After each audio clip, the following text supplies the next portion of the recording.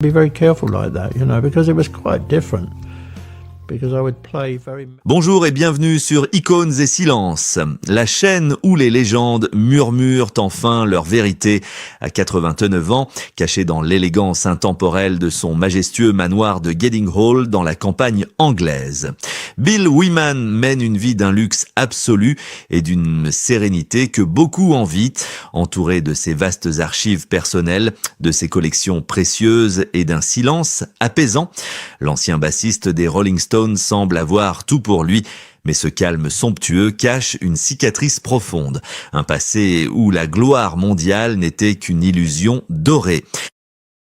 Comment un homme qui a fait vibrer les plus grands stades du monde a-t-il pu se retrouver un jour sans le moindre sou en poche, qui a volé les fruits d'un travail acharné au sommet de l'industrie musicale? Pourquoi celui que l'on appelait le membre le plus silencieux du groupe a-t-il choisi de fuir ce tourbillon en plein vol? Aujourd'hui, le gardien des secrets ouvre ses journaux intimes, ses carnets qu'il a remplis jour après jour avec une précision méticuleuse. Il brise enfin le silence sur une époque où les contrats se transformaient en chaînes invisibles, sans amertume destructive mais avec une clarté redoutable. Il pointe du doigt un système implacable, évoquant ces accords de gestion stricts et cette industrie naissante qui a englouti les droits de leur propre création. Il parle de ces années où, malgré les millions d'albums vendus, lui et ses compagnons de scène n'étaient que les instruments d'une machine financière qui les dépassait totalement. Issu d'un milieu très modeste dans les années difficiles de l'après-guerre, le jeune William a pourtant bâti son destin à la force de ses mains, fabriquant même son premier amplificateur avant de devenir une icône. Mais derrière les lumières aveuglantes des projecteurs et l'hystérie des foules, l'histoire non racontée de Bill Wyman est celle d'une dépossession spectaculaire. Alors que le monde entier dansait sur leur rythme dans les coulisses, un piège contractuel étouffant se refermait sur eux. Ne vous fiez pas seulement aux apparences de sa richesse actuelle, il a fallu traverser des tempêtes inimaginables pour construire ce paradis paisible. Restez avec nous, car ce que vous allez découvrir sur les véritables conditions de sa gloire passée pourrait bien changer à jamais votre regard sur l'âge d'or du rock. Pour comprendre le gouffre qui s'est ouvert sous leurs pieds, il faut d'abord mesurer l'immensité de leur ascension phénoménale dans l'Angleterre vibrante des années 60, une époque profondément marquée par une soif viscérale de liberté et un désir ardent de bousculer toutes les conventions sociales. 5 jeunes hommes ont redéfini la culture populaire à tout jamais. Bill Wyman, avec sa basse tenue à la verticale de manière si caractéristique et son flegme légendaire, est rapidement devenue la fondation rythmique inébranlable d'un phénomène mondial sans aucun précédent. Contrairement aux idoles bien lisses et parfaitement présentables de l'époque, les Rolling Stones incarnaient la rébellion pure, l'énergie brute et un anticonformisme qui fascinait la jeunesse. Le public ne se contentait pas d'écouter simplement leur musique, il la vivait intensément comme une véritable libération spirituelle et physique. Chaque apparition publique déclenchait une hystérie collective stupéfiante, une ferveur presque religieuse que le monde moderne n'avait que très rarement connue. Pour Bill, le jeune homme discret, issu des quartiers ouvriers et pauvres de Londres, ce succès foudroyant et inespéré ressemblait à un rêve merveilleux. Une revanche éclatante et lumineuse sur un destin qui semblait tragiquement tracé d'avance. Cette déferlante musicale et culturelle a très rapidement traversé les océans pour conquérir la planète entière avec une force irrésistible, des hymnes intemporels et universels comme Satisfaction, Painted Black ou encore le fulgurant Jumpin' Jack Flash. Ne résonnant pas seulement en boucle à la radio, il devenait la bande sonore essentielle de toute une génération en quête de sens et de frissons. Chaque note grave et précise jouée par Bill cimentait le son si distinctif et puissant du groupe, ancrant les mélodies électriques dans un rythme lourd, sensuel et hypnotique. Les albums majeurs tels que Beggar's Banquet et le monumental Let It Bleed se sont imposés d'emblée comme des chefs-d'œuvre absolus de l'histoire de la musique, propulsant le groupe au sommet vertigineux des palmarès mondiaux. Les tournées internationales s'enchaînaient à un rythme totalement effréné, traversant l'Europe entière et les vastes étendues des États-Unis devant des foules immenses captivés et en délire. Ils étaient logiquement perçus comme les rois incontestés du rock, des figures quasi mythologiques et intouchables qui voyageaient de capitale en capitale sous les acclamations assourdissantes de millions d'admirateurs fidèles. Dans l'esprit fasciné du grand public, leur existence quotidienne n'était qu'une succession infinie de triomphes glorieux, de fêtes somptueuses, ininterrompues et d'une richesse matérielle inépuisable. Pourtant, au cœur même de cette tornade étourdissante de gloire absolue, les premières ombres menaçantes commençaient à s'allonger silencieusement sur leur chemin pavé d'or. L'euphorie grisante des tout premiers succès mondiaux a progressivement, mais inéluctablement, laissé place à un épuisement physique et mental extrêmement profond. Bill, toujours l'observateur le plus attentif et le chroniqueur infatigable des coulisses du groupe, notait méticuleusement chaque détail subtil de cette folle épopée dans ses précieux carnets intimes. Il ressentait avec une acuité douloureuse la pression écrasante des attentes constantes du public, l'absence cruelle et prolongée d'une vie familiale normale, et la fatigue pernicieuse des voyages incessants d'une ville à l'autre.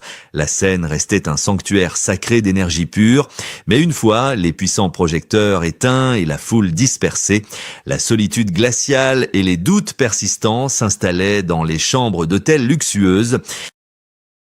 Ils croyaient naïvement posséder le monde entier entre leurs mains, mais en réalité, ils devenaient peu à peu les prisonniers dorés d'une industrie musicale naissante, complexe et d'une férocité insoupçonnée, alors que le monde entier les acclamait avec passion comme les artistes les plus riches, les plus libres et les plus puissants de leur temps.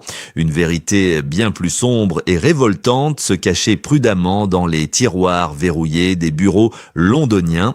Comment ces titans intouchables de la musique, dont les chansons mythiques rapportaient quotidiennement des fortunes colossales, ont-ils pu découvrir avec un effroi paralysant que leurs propres poches étaient désespérément vides?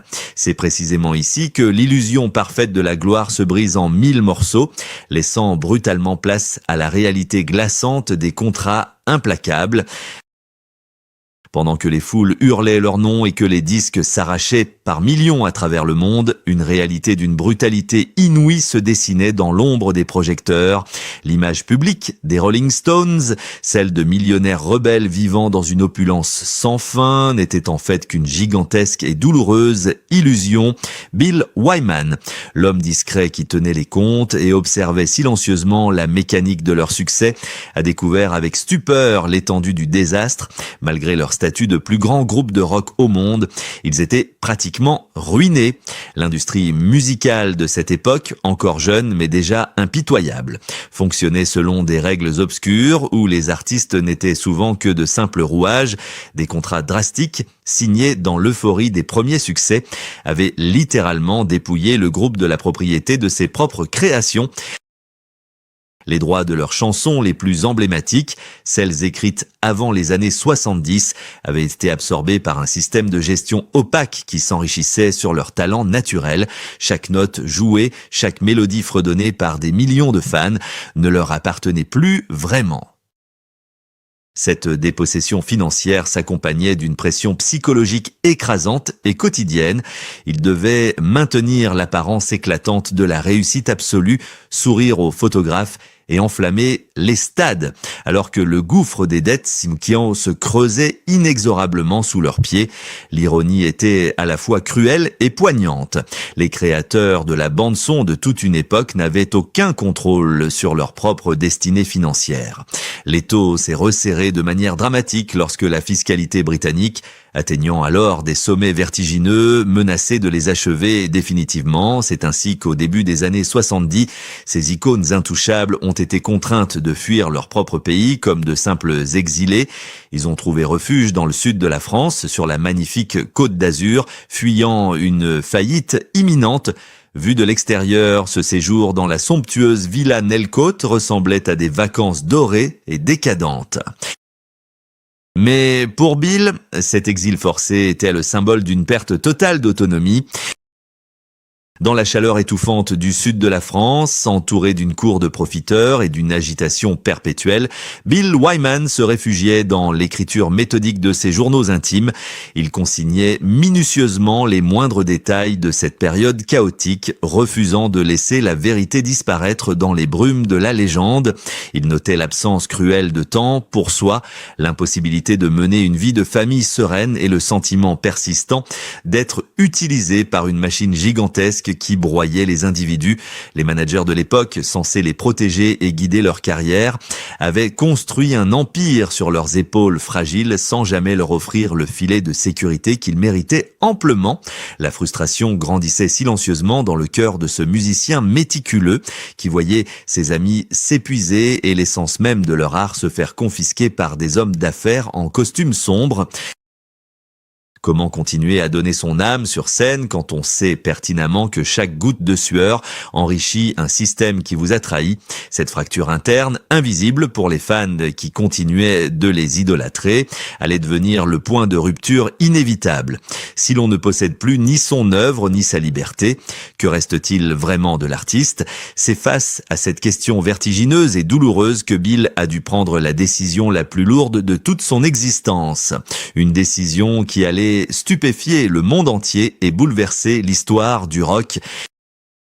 Lorsque les années 80 ont cédé la place à une nouvelle décennie, la machine infernale des Rolling Stones semblait plus puissante que jamais, enchaînant les tournées monumentales comme une gigantesque usine à spectacle parfaitement huilé, pourtant au sein de ce mastodonte écrasant de l'industrie du divertissement.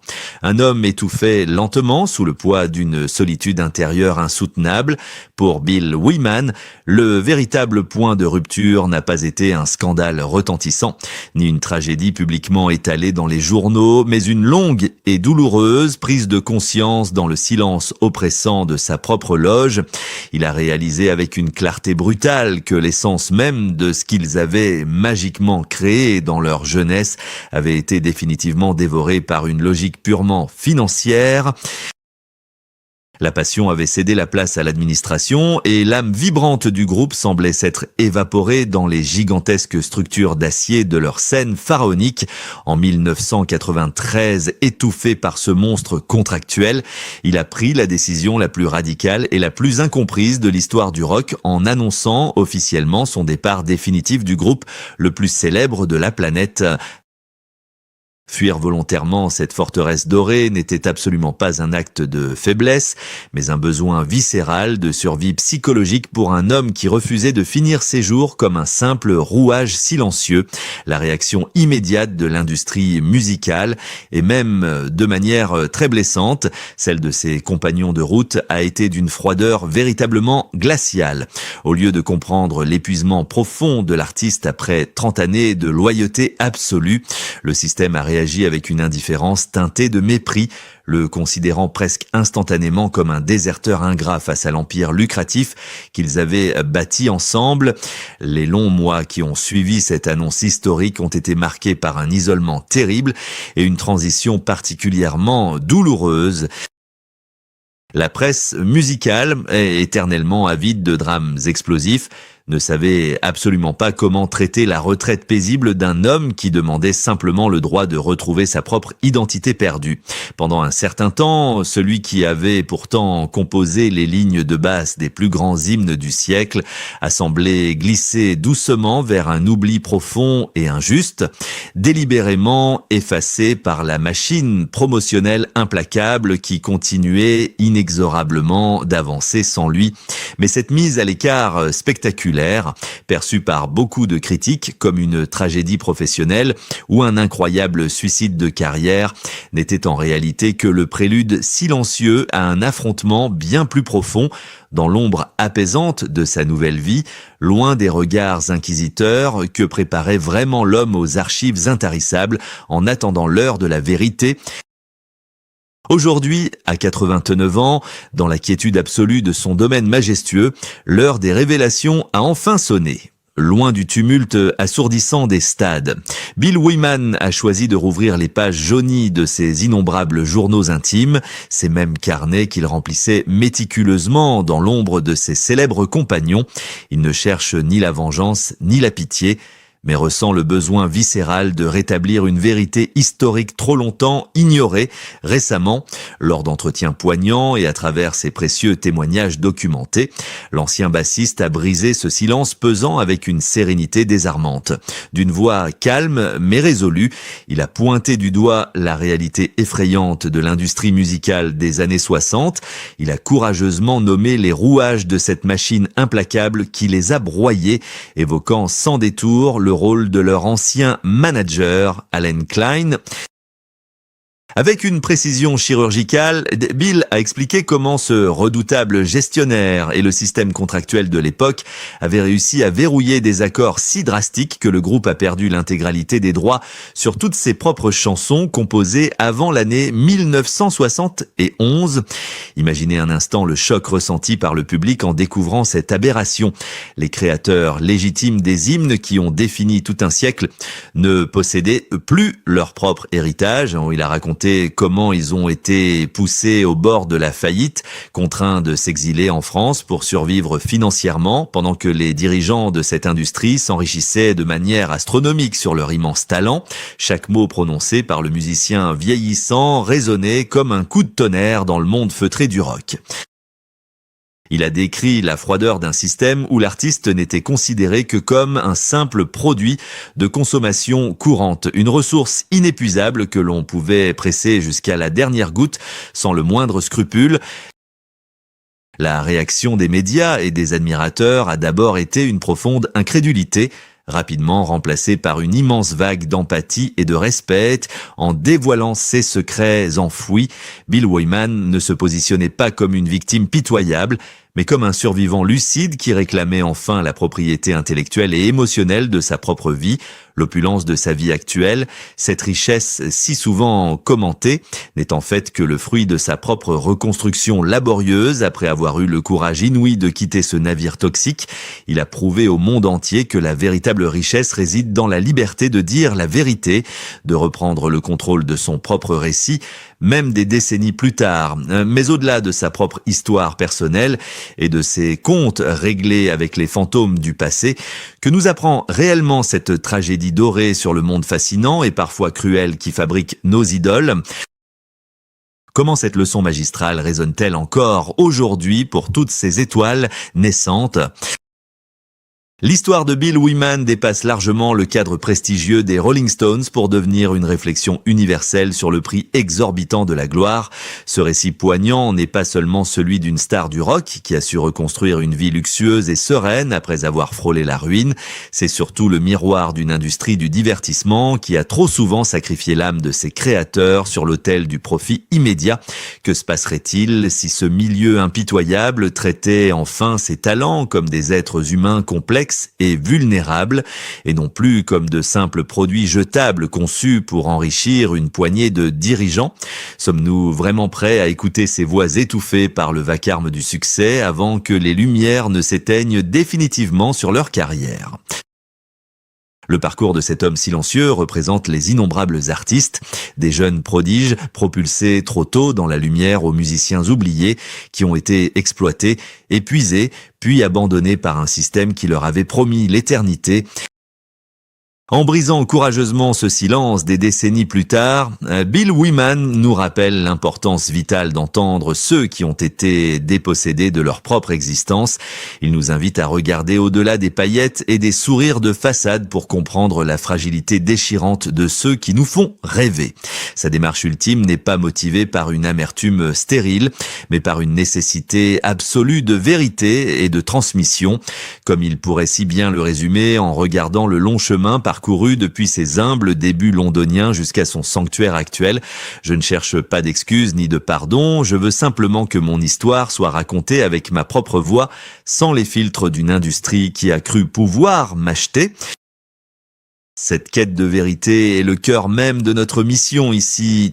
Aujourd'hui, nous avons écouté non seulement pour nous souvenir, mais surtout pour changer notre regard sur ces légendes intemporelles. Merci d'avoir partagé ce moment profond avec nous sur Icônes et Silences. N'hésitez pas à vous abonner pour découvrir d'autres destins extraordinaires et laissez-nous vos impressions dans les commentaires. À très bientôt!